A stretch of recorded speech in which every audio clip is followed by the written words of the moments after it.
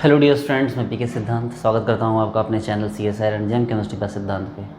Dear friends, आज हम एक टॉपिक पढ़ने वाले, बहुत स्पेशल टॉपिक है एब ब्लॉक का, और वो टॉपिक है लेंथनाइट कंट्रैक्शन। जिसके बाद फिर हम लोग आगे बढ़ेंगे एक्टिनाइट कंट्रैक्शन। बहुत इंपॉर्टेंट है, बहुत पेचीदा टॉपिक है, ठीक है, जिसके कारण कि बच्चे 11-12 से आज तक में इसे पढ़ तो कई बार लेते हैं लेकिन समझ नहीं पाते, समझा नहीं पाते। इसके अंदर की जो बारीकियां हैं वो बच्चे मतलब या तो इसे इग्नोर कर देते हैं या तो फिर गिव अप कर देते हैं। लेकिन डियर फ्रेंड्स, आज मैं इस टॉपिक पे बात करूँगा तो आपको पूरी इसकी बाल की खाल निकाल के, इसके अंदर जो भी छोटे छोटे पॉइंट्स हैं सब निकाल के मैं आपके सामने रखूँगा। इसलिए रिलैक्स, बिल्कुल शांत हो जाइए, बहुत अच्छे से इस टॉपिक को पढ़ेंगे। इसके अंदर अभी तक आप लोगों ने जब भी लेंथनाइट कंट्रैक्शन पढ़ा होगा तो आपको आधी बात बताई गई होगी, काफ़ी कुछ ऐसे आप मिसिंग होगा आपके लिए। आपने लेंथनाइट कंट्रैक्शन में पढ़ा है कि भाई घटता है, इसके अलावा आपने बहुत कुछ नहीं पढ़ा है, मैं समझ सकता हूँ। लेकिन आज आपको लेंथनाइट कंट्रैक्शन की एक एक मैं परत खोल के आपको हर एक बात समझाऊंगा, इसलिए सबसे पहले रिलैक्स हो जाइए। डियर स्टूडेंट्स, हम आपके लिए कंप्लीट असाइनमेंट एंड PYQ का सेट लेके आए हैं, ठीक है, जो आपको अदर कोचिंग में आपको 7 से 8 हज़ार रुपये का मिलेगा, वो हम आपको यहाँ पर ओनली 500 में दे रहे हैं, जो CSI या JRF गेट के साथ साथ IIT JEM में भी इम्पॉर्टेंट है। और इसके अलावा जो हो गया आपको इसमें सारे बुक्स एंड क्लास नोट्स भी आपको इसी के साथ मिल जाएंगे ओनली 500 रुपीज़ में, ठीक है। ये अभी ऑफर चल रहा है बट इसका प्राइस बहुत जल्दी हाइक होगा। इसमें आपको कुछ करना नहीं है, आपको हमारे जो व्हाट्सएप नंबर है 94711280, इस नंबर पे आपको अगर आप देखना चाहते हैं इस नोट्स को तो आप लिखेंगे, व्हाट्सएप करके लिखेंगे प्लीज़ डेमो दीजिए। अदरवाइज आप इस पर डायरेक्टली जो है फ़ोनपे या गूगल पे के थ्रू 500 रुपीज़ सेंड करेंगे और आपको विद इन सेकेंड ये सारा जो असाइनमेंट होगा, जिसमें 46 आपको असाइनमेंट प्लस PYQ है, इसके अलावा 200-300 बुक्स हैं, उसके अलावा सारे टॉपिक के क्लास नोट्स हैं, ये सारा आपको आपके मोबाइल पे विद इन सेकेंड भेज दिया जाएगा, ठीक है। जो हमारी टीम होती है वो हमेशा इसके लिए एक्टिव रहती है, तो वो आपको विद इन सेकेंड आपको ये सारा असाइनमेंट भेज देगी। आपको बस 500 रुपीज़ हमारे गूगल पे या फ़ोनपे पे करना है 94711280, और ये सारे असाइनमेंट आपको मिल जाएंगे। आप डेमो लेना चाहिए तो हमें व्हाट्सएप कीजिए और लिखिए डेमो दीजिए, तो इसका डेमो दे दिया जाएगा आपको। उसके बाद अगर हम बात करें अपने कोर्स की, जो हमारा कोर्स है आप ज़रूर परचेज कीजिए। 6 मंथ का सब्सक्रिप्शन जो कोर्स है, हम आपको जो बैच मरकड़ी है वो 4100 में प्रोवाइड कर रहे हैं। 1 ईयर का सब्सक्रिप्शन आपको 6100 में दिया जाता है, लाइफ टाइम सब्सक्रिप्शन आपको 9100 में दिया जाता है, ठीक है। और आप यहाँ पर जो है इस तरह से आप 6 month 1 year life time subscription जो आपके पास हमेशा रह जाएगा, ये कभी खत्म नहीं होगा, तो ये आपको यहाँ पर ये प्रोवाइड किया जाएगा। 6 मंथ ओनली 4100 में, 1 ईयर सब्सक्रिप्शन 6100 में और लाइफ टाइम सब्सक्रिप्शन 9100 में। आपको बस क्या करना है, एंड्रॉइड प्ले स्टोर ऐप पे जाना है हमारा केमिस्ट्री बाय सिद्धांत। आप टाइप करेंगे एंड्रॉइड प्ले स्टोर पे केमिस्ट्री बाय सिद्धांत तो आपको हमारा ऐप दिखेगा केमिस्ट्री बाय सिद्धांत, इसको इंस्टॉल कीजिए, ठीक है। और इंस्टॉल करके आप इसके अंदर जाइए, आप फिर इस पे जो स्टोरेज पे जाइए, स्टोरेज पे जाने के बाद अपने कोर्स को पहले लॉगिन कीजिए, फिर स्टोरेज पे जाइए और कोर्स को परचेज कीजिए। आपको सारा सब्सक्रिप्शन जो भी होगा, 6 मंथ वाला 4100 रुपीज़, 1 ईयर वाला subscription 6100 rupees, life time subscription 9100 rupees में आपको मिल जाएगा। ये प्राइस हाइक होता रहता है, ठीक है, लेकिन अभी इस प्राइस में ये अवेलेबल करवाया जा रहा है, तो आप इसको जाके वहाँ से परचेज कर सकते हो। हमारे ऐप को जरूर परचेज करें और आप हमसे जुड़े, हम आपकी बहुत अच्छे से तैयारी करवाएंगे। हमारे साथ कई सारी फैकल्टी हैं जो इसमें लगे हुए हैं और हम सब मिलकर आपकी बहुत अच्छे से प्रिपरेशन करवाएंगे CSI या NET JRF GATE and IIT JEM के लिए। Thank you. देखिए डियर स्टूडेंट्स, लेंथनाइट कंट्रैक्शन को समझने के लिए सबसे ज़रूरी चीज़ है कि आप समझ पाइए कंट्रैक्शन का रीजन, ठीक है। कंट्रैक्शन, लेंथनाइट कंट्रैक्शन है क्या, और लेंथनाइट कंट्रैक्शन क्या है भैया, आप सिंपल समझिए कि ये रहा आपका, ये यहाँ लेंथनाइट है। इस लेंथनाइट की असली जगह तो यहाँ थी, ठीक है। ये जो लेंथनम है इसकी असली जगह कहाँ थी, यहाँ थी। अब यहाँ क्या हो गया कि इसमें ये साइज घटना स्टार्ट हो गया, ये निकला तो इसी जगह से 57 से 71। तो दो बात होती है, लेंथनाइट कंट्रैक्शन हमेशा दो बात को एक साथ कंप्राइज करता है। पहली बात कि इस पूरे सीरीज का साइज घटना, ठीक है। पहली बात क्या है कि इस पूरे सीरीज का, लेंथनाइट सीरीज में लेंथनाइट के बाद जितने भी हैं सब का साइज घटना। तो सबसे पहले तो भाई लेंथनाइट कंट्रैक्शन का पहला पॉइंट ये है। और दूसरा पॉइंट ये है कि जब हम इस लेंथनाइट कंट्रैक्शन को पार कर जाते हैं, देखिए 56, 57, 58 से लेकर 71 तक, 71 के बाद 72, तो जब हम यहाँ से यहाँ आते हैं तो बीच में इसको पार करना पड़ता, मतलब इसी यही है जो कि यहाँ छिपा हुआ है। तो हम इसको पार करते हैं तो यहाँ भी साइज में जो सडन डिक्रीज होता है, इन दो चीज़ों को एक साथ लेके चलने को हम लोग जब पढ़ेंगे, ये लेंथेनाइट कंट्रैक्शन का इम्पैक्ट होता है। रिलैक्स हो जाइए। मैंने क्या बोला? मैंने बोला कि लेंथेनाइट कंट्रैक्शन के दो इम्पैक्ट आपको देखने के लिए मिलेंगे, ठीक है। पहला तो ये कि इस पूरे सीरीज का साइज घटेगा, और दूसरा ये कि यहां से यहां जाने में भी साइज घट रहा था, यहां से यहां जाने में भी साइज घट रहा था, लेकिन वो नॉर्मल था। क्या बोला मैंने? यहां देखो, इससे S से D में गया, साइज नॉर्मल घटा, ये S से D में गया, साइज नॉर्मल घटा, लेकिन इस 6S से जो 5D में गया, तो यहां जो साइज घटा, ये साइज एबनॉर्मली घटा। नॉर्मल नहीं घटा, एबनॉर्मली घटा, क्योंकि उसके बीच में क्या आ गया? ये पूरा का पूरा F आ गया। अब इसी बात को समझना है कि भाई लेंथेनाइट कंट्रैक्शन इन दोनों पर इम्पैक्ट कैसे डालता है। हम अभी तक ये पढ़ते हैं कि लेंथेनाइट कंट्रैक्शन के कारण इसका साइज घट गया, लेकिन जो दूसरी बात है कि जब आपको ये रीजन समझाया कि इसके बाद इसका साइज क्यों घटा, इस रीजन पर डिस्कस कंप्लीट नहीं किया जाता है, ठीक है। लोग क्या करते हैं ना कि शिल्डिंग इफेक्ट के माथे पे फोड़ देते हैं कि भैया शिल्डिंग इफेक्ट के कारण लेंथेनाइट कंट्रैक्शन हुआ, लेकिन ऐसा सच नहीं है कि सिर्फ शिल्डिंग इफेक्ट के कारण ही लेंथेनाइट कंट्रैक्शन होता है। उसके रीजन क्या है हम रिलैक्स से समझेंगे, ठीक है। तो चलिए शुरू करते हैं अपनी बात को रखना तो समझते हैं डियर स्टूडेंट्स कि इसमें फंडा क्या कह रहा है। जो सबसे इंपॉर्टेंट चीज़ हमें समझना है वो है आपका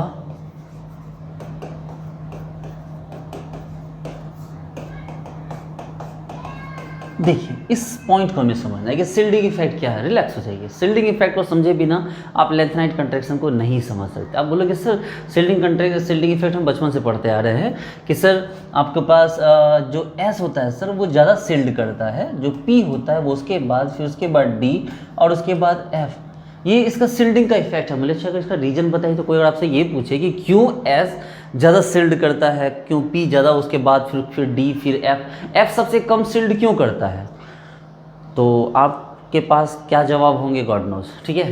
ज़्यादातर बच्चों के पास क्या जवाब होते हैं, बोलते सर पता है सर ये न्यूक्लियस है, जैसे जैसे सर दूर होते जाइएगा ना सर तो क्या होगा कि S बगल में होता है, P उससे दूर, D उससे दूर, F उससे दूर, तो सर जो जितना ज़्यादा दूर जाएगा तो दूर जाने के कारण क्या करेगा, वो कम घेरेगा ना। अब पहले आप समझ लीजिए शिल्डिंग इफेक्ट है क्या। तो बच्चे लोग कुछ नहीं है कि जैसे कोई ये एटम का न्यूक्लियस है, ये उसके सेल हैं, ठीक है। तो ये सेल वोड़ा क्या करता है, अंदर ही क्या करता है, इलेक्ट्रॉन का घेरा बना देता है। ऑब्वियस सी बात है, अंदर ऑर्बिटल होंगे, ऑर्बिटल में इलेक्ट्रॉन होंगे, तो इलेक्ट्रॉन लिए क्या बना देगा, क्लाउड बना देगा, जिसके कारण बाहर वाले इलेक्ट्रॉन की उस न्यूक्लियस से क्या करेगा, एट्रैक्शन को वो कम कर देगा। सिंपल सी बात है कि आपको शिल्डिंग होती क्या है, शिल्डिंग एक घेरा होता है, एक घेरा बना दो कि बाहर वाले को अंदर वाले से कॉन्टैक्ट ही ना हो, यही तो शिल्डिंग है। एक मेडिसिन आ रही है कोविशील्ड, क्या है मतलब है कोविशील्ड का, कि कोविशील्ड की कोविड के लिए वो एक शील्ड बना देगा कि भाई कोविड आपकी बॉडी तक नहीं पहुंच पाए। हालांकि ऐसा होता है कि नहीं पता। चलिए, तो कहने का मतलब ये है कि ये रहा एक एटम, उसमें आपको न्यूक्लियस के चारों तरफ क्या हो गया, आपको इलेक्ट्रॉन का घेरा बन गया, जिससे बाहर वाले इलेक्ट्रॉन अंदर वाले न्यूक्लियस के टच में नहीं आ सकते या कम से कम आएंगे, ठीक है। तो ये आपका जो है ये शिल्डिंग है। अब यहाँ पर एक पॉइंट ये आया है कि S से ज़्यादा, S सबसे ज़्यादा शिल्ड करता है, P उसके बाद फिर D फिर F। इसका रीजन क्या है? कुछ बच्चे बोले सर SP DF दूर हो गया सर इसलिए F का जो है शिल्डिंग घट गया, लेकिन अगर आपने क्लास 11-12 पढ़ा होगा तो आपको तो पता है कि या 6S उसके बाद 5D में इलेक्ट्रॉन आता है और 4F में इलेक्ट्रॉन आता है, ये तो अंदर है, ये तो अंदर है, 4F तो अंदर आ गया, फिर भी इसकी शिल्डिंग कम क्यों कही गई? सर माथा खिला रहा है, ऐसा फील आ रहा है क्या? चलो, कुछ बच्चों ने इससे खतरनाक रीजन दिया मुझे, ठीक है, कुछ बच्चों ने इसे खतरनाक रीजन दिया और वो बोले कि सर देखिए ये जो है ना, उन बच्चों ने रीजन दिया कि सर देखो सर ये न्यूक्लियस, आप समझो बात को, आप नहीं समझते हो, ये जो अगर S होगा सर बगल में, तो S जो बगल में होगा सर, तो गौर से देखो तो ये सर ये क्या कर रहा है ना, ये गौर से देखो इस पे बगल में है, तो ये देखो जितना एरिया कवर कर रहा है, F दूर होकर भी उतना ही या उससे कम, बहुत कम स्पेस कवर करता है। देखो सर 1 2 3 4 5 6 एक साथ सर, ये देखो सर ये इसका बहुत कम एरिया कवर कर देखिए सर, लगभग बराबर ही तो है सर। तो कहाँ ज़्यादा एरिया कवर किया, इलेक्ट्रॉन जो होगा सर वो इधर से घुस जाएगा।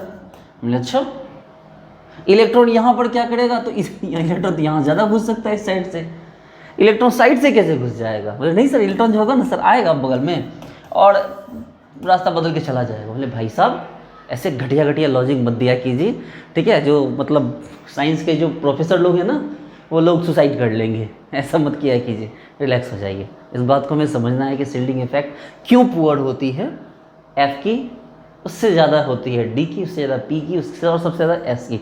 तो लेंथेनाइट कंट्रैक्शन को समझने के लिए इस बात को समझना जरूरी है, ठीक है। रिलैक्स हो जाइए।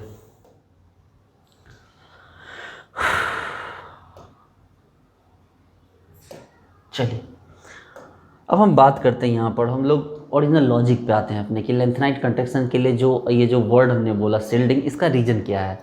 देखिए बच्चे लोग, ये जो एस ऑर्बिटल है, ठीक है, जो एस ऑर्बिटल है ये, ठीक ना, एस, इसका साइज कॉम्पैक्ट है। इसका साइज क्या है, इसका साइज कॉम्पैक्ट है। जैसे जैसे हम पी की तरफ जाएंगे इसका साइज डिफ्यूज होना स्टार्ट होगा। इसका साइज क्या होगा, डिफ्यूज होना स्टार्ट हो जाएगा।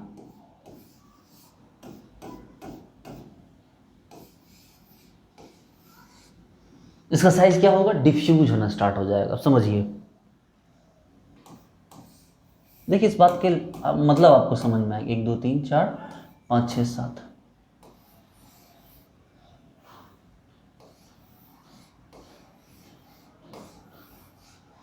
अब आप बोलोगे सर डिफ्यूज होने के क्या मायने हैं। सर मायने हैं, यहाँ देखो, यहाँ पर जो है इलेक्ट्रॉन जो है ये मोनोसेंट्रिक है। मतलब जो भी इलेक्ट्रॉन जहाँ भी है वो किसी एक ही सर्कल के अंदर है, एक ही स्पेस में है, कोई नोड बोर्ड नहीं है इसके अंदर।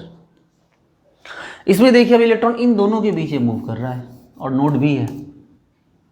क्या लगता है जितना कॉम्पैक्ट ये होगा क्या उतना कॉम्पैक्ट ये हो पाएगा? हो पाएगा? नहीं सर, नहीं होगा। एक तो साइज भी बड़ा हो गया और दूसरा प्रॉब्लम क्या है कि सर वो जो होगा सर एस में, उसी के इलेक्ट्रॉन अंदर घूमता रहेगा सर, ठीक है, उसी के अंदर इलेक्ट्रॉन घूमता रहेगा। मतलब ये पूरा जो एरिया है सर इलेक्ट्रॉन के कारण, ये पूरा एरिया क्या रहेगा, इलेक्ट्रॉन से चार्ज रहेगा 100%।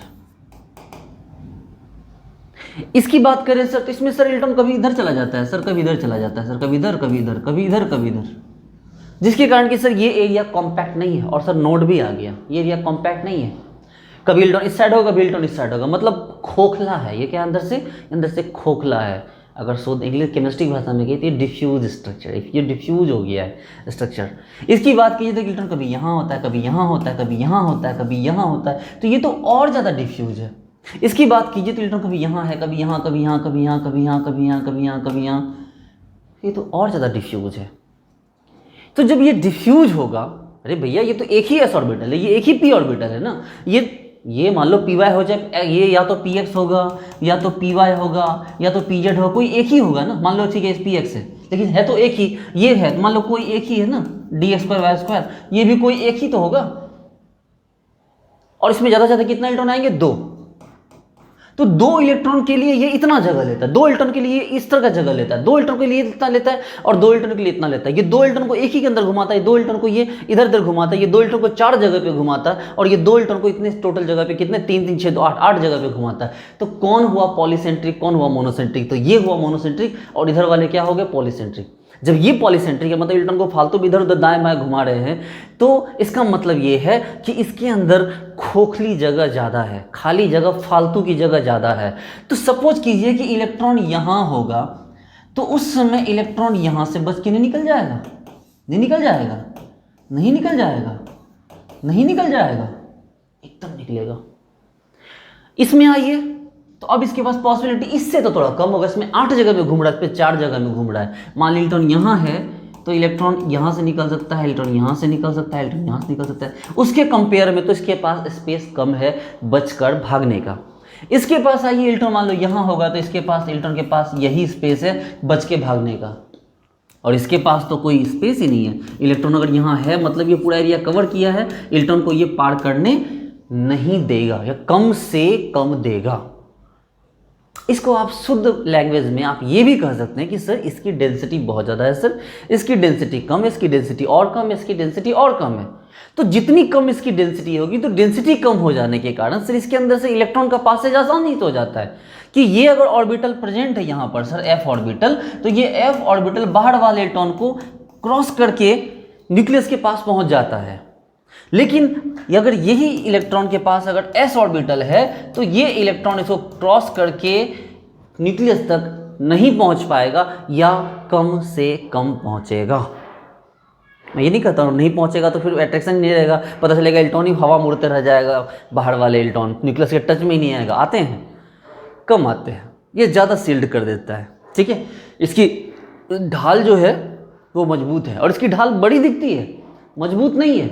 मतलब ये है कि अगर ये न्यूक्लियस है और ये ऑर्बिटल है तो इसके अंदर से बाहर का जो इलेक्ट्रॉन है वो इसके अंदर को, इसके एरिया को पास ही नहीं कर पाएगा, इसके फील्ड को पार करके इस साइड वो इससे अट्रैक्शन नहीं फेस कर पाएगा। लेकिन अगर यही है, इसके साथ मान लो F है, भले ही F बड़ा है लेकिन गांव की भाषा में कहे तो F जो फोकला है, फोकला मतलब खोखला, खाली, एम्प्टी, लेस डेंसिटी। ठीक है, और इससे इलेक्ट्रॉन क्या होता है, आसानी से पास कर जाता है। अब आपको समझ में आई ये बात कि क्यों F ऑर्बिटल की सील्डिंग पुअर होती है जबकि S ऑर्बिटल की सील्डिंग स्ट्रांग होती है। आई बात समझ में? अगला समझिए, देखिए, समझिएगा बात को। अब जैसे हम बात करते हैं लेंथनाइट कंट्रैक्शन की, अब हम बात करेंगे लेंथनाइट कंट्रैक्शन की। देखिए, लेंथनाइट कंट्रैक्शन की अगर बात करें तो आपके पास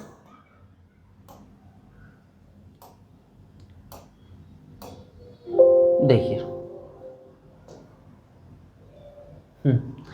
अगर ये जो आपके पास पीरियड टेबल है, ठीक है, ये पीरियड टेबल की अगर बात करें हम तो ज़रा गौर से देखिए कि मैंने क्या बताया, मैंने बताया कि दो चीज़ें यहाँ पर हो रही है। क्या क्या हो रही है भाई? तो सर पहला आपने बताया सर कि देखिए ये कौन सा है भैया, तो ये हो गया सर आपका कौन, 6s2। उसके बाद इलेक्ट्रॉन किस में आता है भाई, 5d1, आपको पता है। और उसके बाद इलेक्ट्रॉन किस में एंट्री कर जाता है, इसमें एंट्री कर जाती है। लेंथ के बाद ये सब सारे में इनमें एंट्री कर जाता है, जो बेसिकली क्या है तो 4f, 6s2 5d1 और उसके बाद 4f में एंट्री करता है, जहां वो 1 से 14 के बीच वैरी करता है, जबकि d जो होता है 1 और 0 के बीच वैरी करता है। ये चीज़ आपको पता है, ठीक है, हम उस पर अभी नहीं जा रहे हैं। हमने आपको बताया कि भैया देखो इस पे इसको किया, इसको किया, उसके बाद लेंथनाइट में आया, फिर इसके अंदर चला गया। अब जब इसके अंदर आया तो भाई यहाँ पर क्या होने लगा कि इसके अंदर जैसे ही आया ये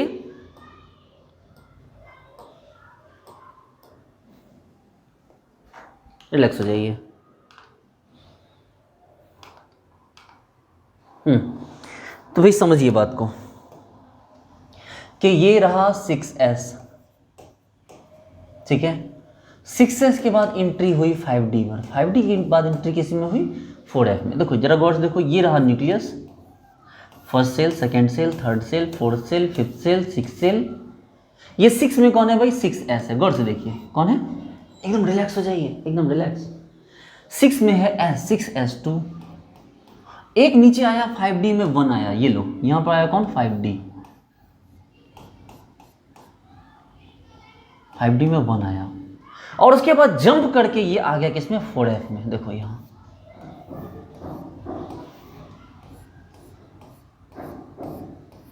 1 2 3 4 5 6 7, ये देखो इसमें आया। अब इसमें आते ही क्या हो गया, यहां पर सील्डिंग वाली कोई बात नहीं है बच्चे लोग, यहां पर सील्डिंग वाली कोई बात नहीं है। समझिए बात को, यहां पर क्या हुआ कि जैसे ही यहां 4f में आया तो अचानक से इलेक्ट्रॉन इतना अंदर आ गया, ये न्यूक्लियस खुश हो गया, अरे तेरी की, कहां तो इलेक्ट्रॉन दूर दूर था और अचानक से इलेक्ट्रॉन क्या हो गया, नजदीक आ गया। देखिए ये तो वही वाली बात है कि मान लो जैसे कोई शेर होता है, जैसे जैसे वो बूढ़ा होता जाता है तो उसका जो शिकार होता है क्या होता है, दूर भाग जाता है। वो बेचारा चाहता है शिकार करना, लेकिन शिकार वहाँ से क्या होता है, फरार हो जाता है, दूर हो जाता है। लेकिन अगर कोई शिकार उसके अचानक से उसके पास आ जाए, उसके पास आहार बनने के लिए, बचपन में कहानी पढ़ी थी ना, वो खरगोश और शेर वाली कहानी, जिसमें एक शेर क्या करता है, मतलब खरगोश होता है, शेर के पास जाकर बोलता है कि दूसरा शेर आ गया, चलिए वो कुएं में छिपा हुआ है, और उसको वो क्या करता है, नदी कुएं में कुदवा देता है उसको। आपने पढ़ी होगी वो कहानी। खैर जो भी हो, मैंने क्या बोला बच्चे लोग, रिलैक्स हो जाए। मैंने बोला कि इलेक्ट्रॉन यहाँ आ रहा था, फिर यहाँ आया, और जब यहाँ आना स्टार्ट हुआ इलेक्ट्रॉन, तो वो इलेक्ट्रॉन बिल्कुल क्या हो गया, न्यूक्लियस के पास आ गया। इलेक्ट्रॉन क्या हो गया, बिल्कुल न्यूक्लियस के पास आ गया। अब जैसे न्यूक्लियस के पास आ गया तो यहाँ क्या हो गया, एट्रैक्शन स्ट्रांग हो गया। क्या हो गया, तो यहाँ जैसे इलेक्ट्रॉन आ गया, अब अट्रैक्शन क्या हो गया, स्ट्रांग हो गया। देखिए यहाँ पर शिल्डिंग की बात नहीं हो रही है, हम यहाँ पर शिल्डिंग की बात नहीं करने जा रहे हैं, हम यहाँ बात करने जा रहे हैं इस सेल के अंदर जो सीरीज है हमारा, उसके अंदर बात करने जा रहे हैं। मैंने क्या बोला, जैसे जैसे आप अंदर आएंगे, न्यूक्लियस के नज़दीक आएंगे, तो न्यूक्लियस क्या कर जाएगा, अचानक से अट्रैक्ट कर जाएगा। जितना ज़्यादा अट्रैक्शन होगा तो पता चलेगा जैसे ही इसमें इलेक्ट्रॉन जाना स्टार्ट हुआ, एकदम जो न्यूक्लियस है एकदम खुशी से लहालोट हो गया, एकदम आहा मेरे बगल में एकदम इलेक्ट्रॉन आ रहा है। ये तो वही वाली बात है कि हम बेड पे सोए रहे, कोई हमें बेड पे खाना ला के दे दे, मज़ा आ गया। और इस चक्कर में क्या हुआ कि यहाँ से जो अट्रैक्शन था, फोर्स ऑफ अट्रैक्शन, ये खतरनाक लेवल में बढ़ गया। ठीक है, ये खतरनाक लेवल में बढ़ गया। और जब ये बढ़ा, इसका मतलब खींच लिया इसको क्या किया, अपनी तरफ खींचा। और जब भैया ये खींचेगा इसको, तो ये सारा इलेक्ट्रॉन जो है, जो सारा सेल है, वो सब तो एक दूसरे से क्या है, अट्रैक्शन में बंधा हुआ है। अगर यहाँ दूर जाता तो वो भी दूर जाता, अगर ये नज़दीक आएगा तो पूरा का पूरा एटम नज़दीक आ जाएगा, जिसके कारण रिजल्ट ये हुआ कि जो एटम थे वो सभी क्या आ गए, वो सभी नज़दीक आ गए, कि जिसका साइज बड़ा था उसका साइज क्या हो गया, छोटा हो गया। तो ये लेंथेनाइट कंट्रैक्शन का एक पार्ट है, लेंथेनाइट कंट्रैक्शन का क्या हो गया, एक पार्ट हो गया। अब समझिए बात को, यहां पर हम जो बात कर रहे हैं,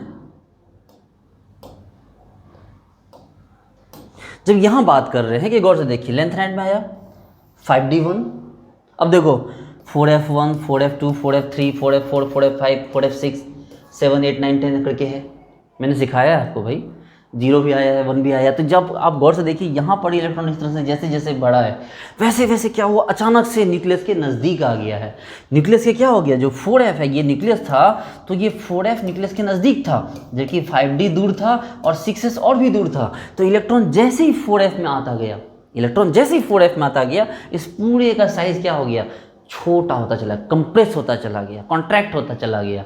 और जब इनका साइज छोटा हो गया तो ऑब्वियस सी बात है कि साइज सिर्फ इसका छोटा नहीं होगा, ये पूरे का साइज छोटा होगा। और यही रीज़न है कि इसके बाद लेंथेनम के बाद इन सब की बात करेंगे तो इन सब का साइज क्या हो जाएगा, छोटा होता चला जाएगा। इन सब का साइज क्या होता चला जाएगा, इन सब का साइज छोटा होता चला जाएगा।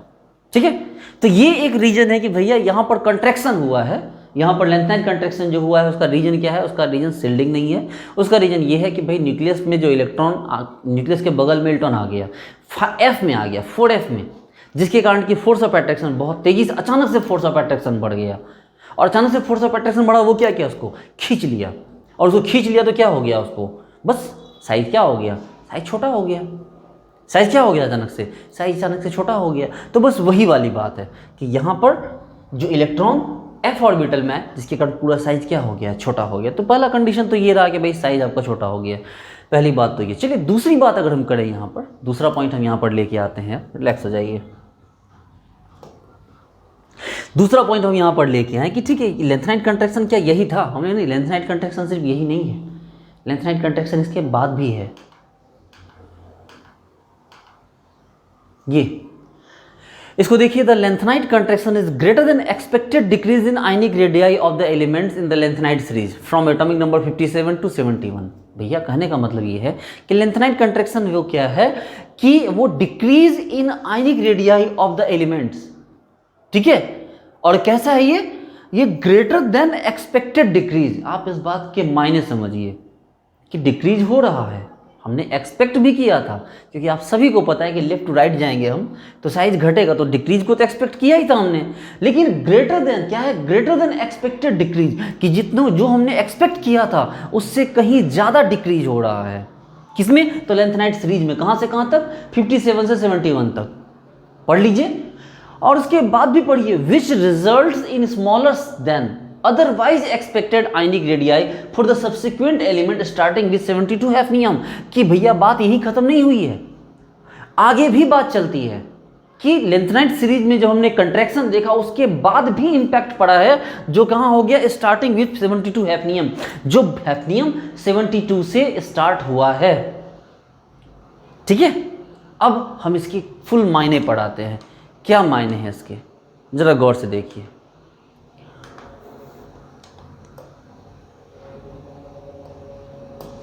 देखिए, लेंथेनाइट कंट्रैक्शन को दो सीक्वेंस में देखा जाता है। ठीक है, लेंथेनाइट कंट्रैक्शन को दो सीक्वेंस में देखा जाता है। आपको पता है कि लेंथेनाइट के लिए जो +3 ऑक्सीडेशन स्टेट है वो सबसे इंपॉर्टेंट होता है, क्योंकि आपको पता है कि अगर +3 ऑक्सीडेशन स्टेट लाएं तो जो S वाला 2 होगा वो भी निकल जाएगा और D में जो 1 होगा वो भी निकल जाएगा, इसलिए +3 ऑक्सीडेशन स्टेट सबसे स्टेबल होता है। ठीक है, तो +3 ऑक्सीडेशन स्टेट यहाँ बहुत स्टेबल है। तो एक हम लेते हैं +3 ऑक्सीडेशन स्टेट में, जिसको हम ऐसे लिखते हैं Ln+3, मतलब लेंथेनाइट +3। लेंथेनाइट +3 मतलब सारे लेंथेनाइट सीरीज के जो एलिमेंट हो गए उसके लिए। और एक लेते हैं हम ओनली Ln, यहाँ सिर्फ एटम की बात करेंगे हम। ठीक है, हम यहाँ सिर्फ एटम की बात करेंगे। जरा गौर से देखिए कि भाई ये आपको इस साइड हो गया हमारा एटॉमिक नंबर Z, हम इस साइड क्या लेते हैं Z, और इस साइज क्या लेते हैं, इस साइड हम क्या लेते हैं साइज, क्या लेते हैं इस साइड हम लेते हैं साइज। देखिए ये हो गया हमारा एटॉमिक नंबर और ये हो गया हमारा साइज। अब शुरुआत कहाँ से होती है, शुरुआत आपकी लेंथनम से होती है, लेंथनम से स्टार्ट होगी। तो गौर से देखिएगा ये साइज यहाँ से घटेगा, ऐसे साइज घटेगा और बीच में उठ जाएगा ऐसे।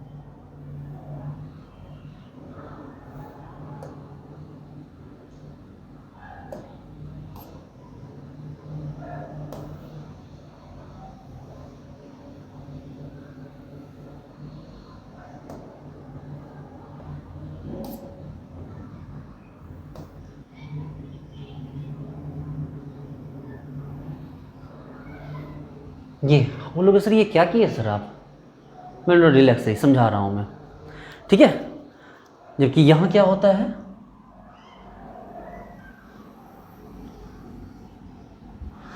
हाँ बोले सर आप तो मतलब गजब कर दिए सर, गजब बेइज्जती है।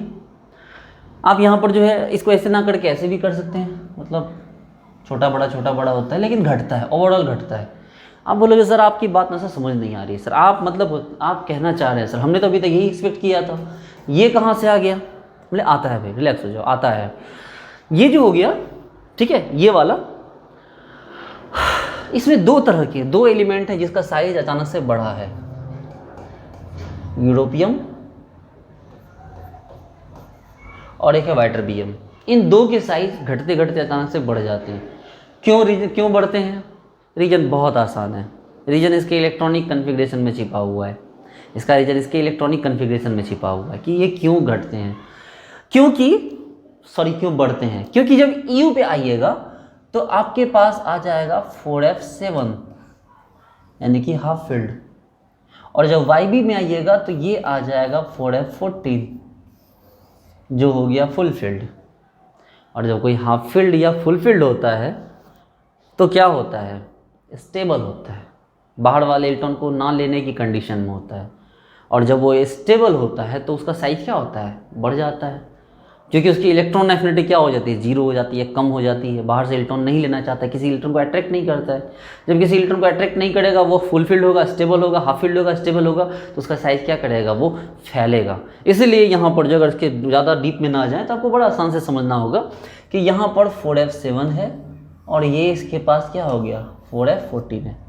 ठीक है, चलो ये है। और एक बात और है, यहाँ 5d 0 है भैया, याद रखिएगा, क्योंकि आप में से कुछ खुरापाती बच्चे बोलेंगे सर इसके बाद जो आएगा सर, ठीक है, जो गैडोलिनियम आएगा सर उसमें भी 4f7 आएगा और 5d 1 आएगा। बोले हाँ भैया 5d 1 आ गया, इसलिए नहीं हुआ वो, ठीक है, इसलिए इसको नहीं करते हैं हम, तो इसकी बात मत कीजिए। हमने बोला कि भैया ये 4f7 था और ये क्या हो गया 4f14 हो गया। तो इस कारण से क्या हो गया कि आप इसको, ये हाफ फील्ड और ये फुल फील्ड, जिसके कारण कि इसका साइज क्या हो गया ऑल ऑफ सडन बढ़ गया है, क्योंकि एक हाफ फील्ड एक फुल फील्ड है। हालांकि इस बारे में कोई बात करता नहीं है, नॉर्मल के बारे में सब बात करते हैं Ln+3 आयंस के बारे में, मतलब लेंथेनाइट +3 के आयंस के बारे में। एटम के बारे में बात लोग नहीं करते हैं, आयंस के बारे में बात करते हैं। कोई बात नहीं, हम भी आयंस के बारे में बात करेंगे। तो भैया आयंस के अगर बारे में बात करें तो आयंस के बारे में बात की तो देखो साइज घट गया, इस तरह से ये क्या हो गया, साइज घट गया।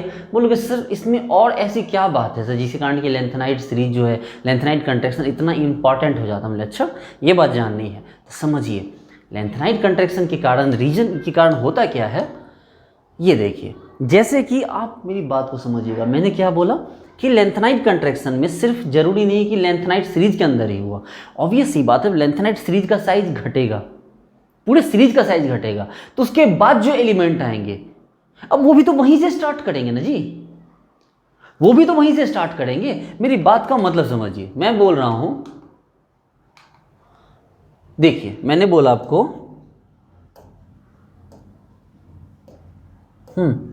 मैं बोल रहा हूं आपको कि मान लो कि जैसे ये कौन था आपको, ये है आपको 6s, मान लो 6s का साइज यहां पर है, फिर साइज आया 5D का, और उसके बाद साइज आया 4F का, 4F का साइज यहां पर पहुंचा।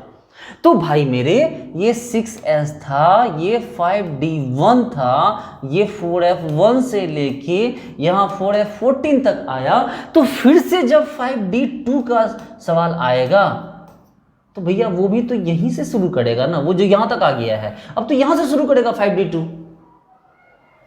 लेफ्ट राइट साइज घटता है, तो अब जो होगा 4F के बाद जो 4F जहां तक छोड़े भैया, तुम्हारे पापा जहां तक जमीन खरीद के छोड़ेंगे वहीं से तुम आगे बढ़ोगे।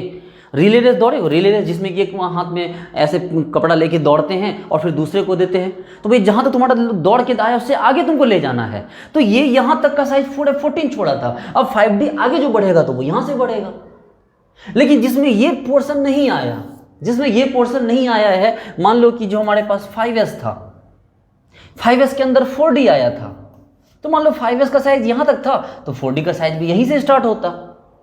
तो क्या उतना बड़ा गैप आया? देखो तो क्या यहां पर गैप आया है उतना बड़ा? देखो तो ये देखो इतना बड़ा जो गैप है, इस साइज का जो गैप है, क्या ये साइज का गैप आया है? नहीं, इसमें नहीं आया। देखो ये रहा 6S और ये रहा 5D, 5D1 से लेके 10 तक, कहां बड़ा गैप आया? देखो तो छोटा सा गैप है, लेकिन यहां गैप क्या हुआ है? बड़ा आया है। उसी तरह से मान लो क्या था, 4S था, 4S से थोड़ा नीचे आया 3D आया, कितना साइज घटा? थोड़ा सा साइज का फर्क आया। लेकिन यहां पर क्या आ गया, ये 4F से 1 से 14 आके पूरा बिगाड़ के रख दिया। अब यहां पर जो साइज का जो फर्क आया है वो साइज का फर्क बहुत ज़्यादा है, जिसके कारण कि जब हमारे पास अगर हम 3D एलिमेंट का लिखते हैं, गौर से देखिए 3D एलिमेंट का अगर ग्राफ ऐसा होता है, 3D एलिमेंट के B ब्लॉक आयन के साइज का ग्राफ ऐसा होता है तो 4D का ऐसा होगा। लेकिन जैसे ही 5D में आएगा जहां पर F की एंट्री हो चुकी है, उसका साइज कायदे से तो 5D का यहां होना चाहिए। भैया ऊपर से नीचे आएगा साइज बढ़ेगा ना, टॉप टू बॉटम क्या होता है, साइज बढ़ता, होना तो यहां चाहिए। लेकिन अनफॉर्चुनेटली वो यहीं होके रह जाएगा क्योंकि उसके अंदर लेंथनाइट कंट्रैक्शन हुआ है, जिसके कारण उसका साइज घट गया। देखिए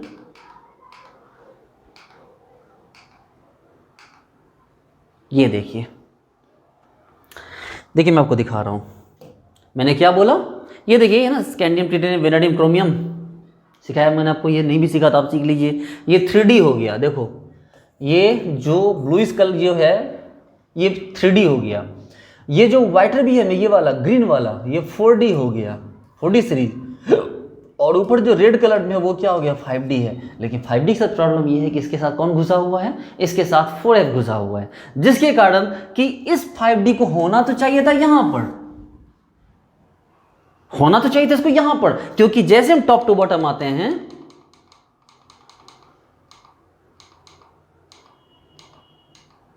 ये सिर्फ टॉप टू बॉटम, देखो ये हो गया 3D, इससे बड़ा ये होना चाहिए था और इससे बड़ा ये होना चाहिए था, लेकिन हुआ नहीं हुआ। ये देखो ये है ना, ये हो गया 3D, 4D और ये 5D, ये वाला पूरा पोर्शन 5D।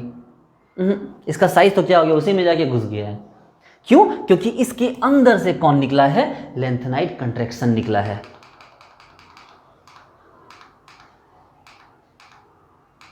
ये देखिए इसके अंदर से कौन आ गया, लेंथनाइट कंट्रैक्शन आ गया है।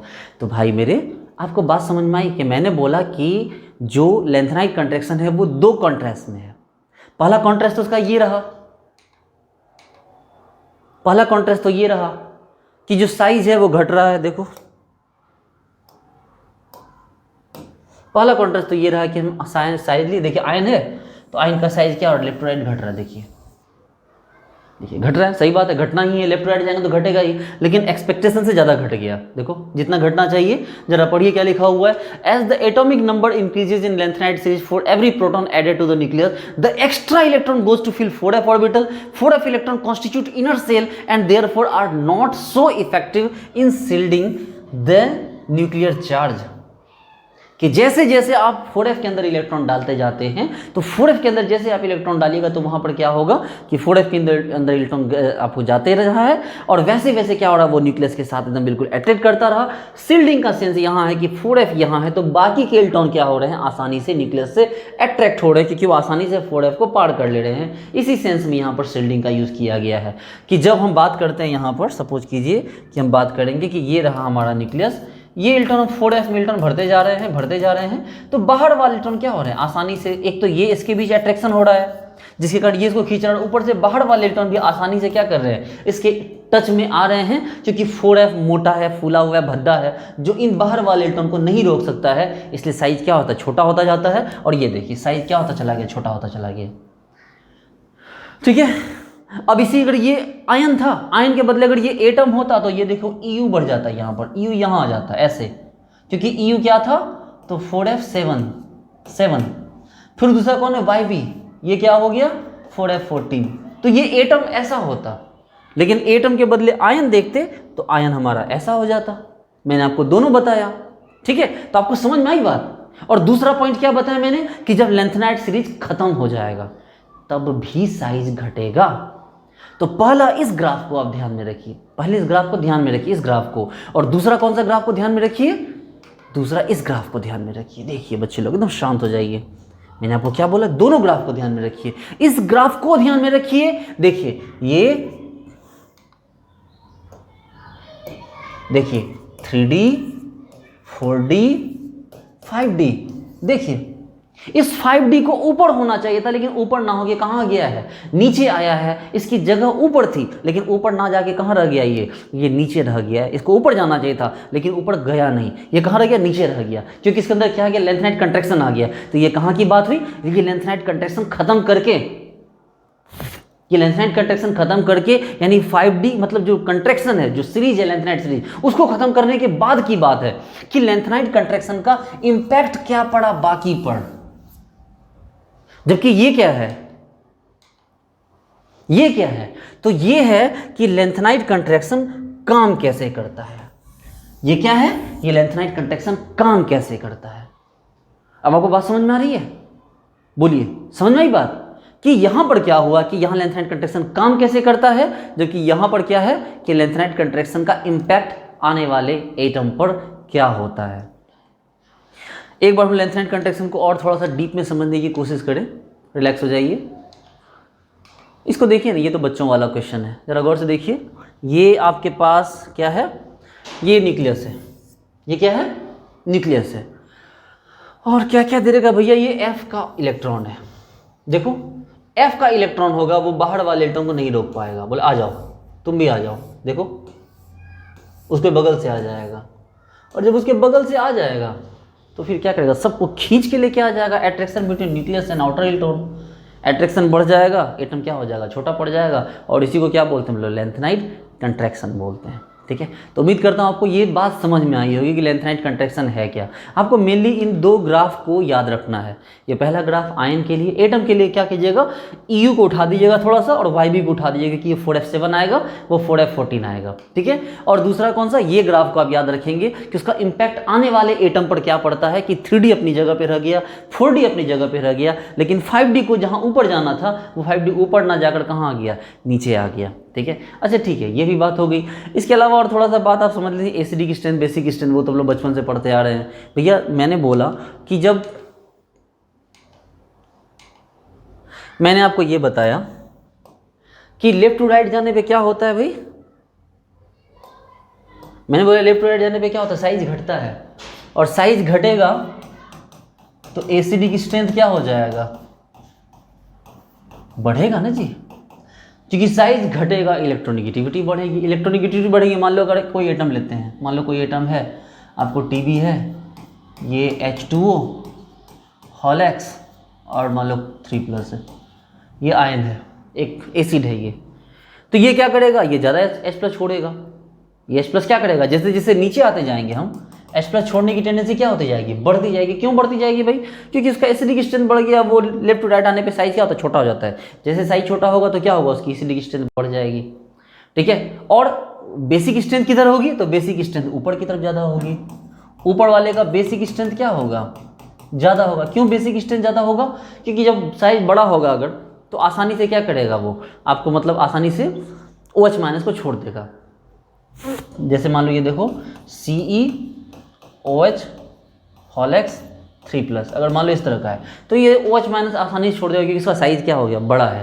अरे भैया जब साइज़ बड़ा होगा तो किसी को भी आसानी से छोड़ सकता है ना, और इसका साइज़ छोटा है तो बोलो सर H+ कैसे छोड़ दिया, तो भैया मेरे ये साइज छोटा है तो ये H2O को ज़बरदस्त पकड़ के रखा है, एकदम जबड़िया।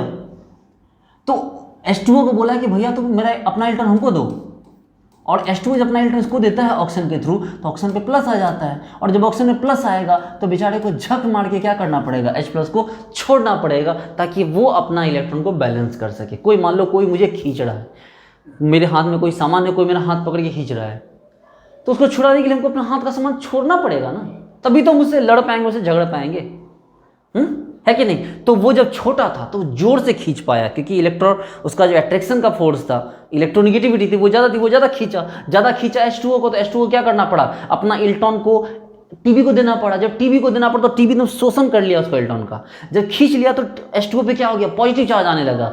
उस पॉजिटिव चार्ज को हटाने के लिए उसको क्या करना पड़ा, H+ को कुर्बान करना पड़ा। यही तो हमेशा से होता आया है। इसलिए टॉप लेफ्ट टू राइट जाएंगे तो हमारा क्या होगा, एसिडिक स्ट्रेंथ बढ़ेगा। लेकिन ऊपर की बात करेंगे अगर हम ऊपर वाले आयन में, तो वहाँ पर क्या हो जाएगा, वहाँ बेसिक कैरेक्टर बढ़ेगा।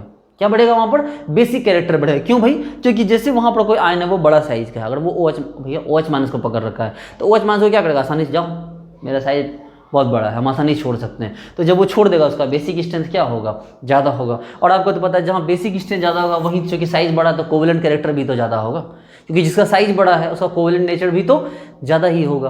तो डियर स्टूडेंट्स, ये जो कॉन्सेप्ट था वो हमारा लैंथनाइट कंट्रैक्शन के बारे में था। उम्मीद करता हूँ आपको सारी बात समझ में आई होगी। नेक्स्ट क्लास हम लोग क्या करेंगे कि फिर हम लोग एक्टिनाइट कंट्रैक्शन की भी बात करेंगे। तो ठीक है, मिलते हैं नेक्स्ट वीडियो में। Thank you so much. कुछ अगर आपको समझ में नहीं आई हो तो आप मुझे कमेंट में ज़रूर बताइए। Thank you so much, bye.